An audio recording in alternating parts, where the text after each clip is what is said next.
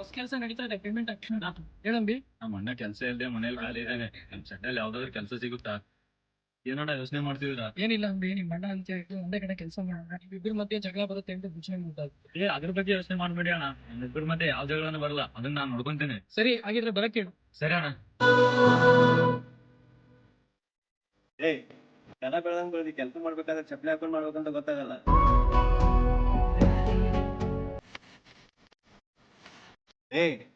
ಅದೇನ್ ಹೆಗಲ್ ಮ್ಯಾಗ ಇಟ್ಕೊಂಡು ಹೊಂಟಿ, ಮಳೆ ಇದ್ರೆ ಚುಚ್ಚಲ್ವಾ, ಕೈಯಲ್ಲಿ ಹಿಡ್ಕೊಂಡು ಹೋಗು.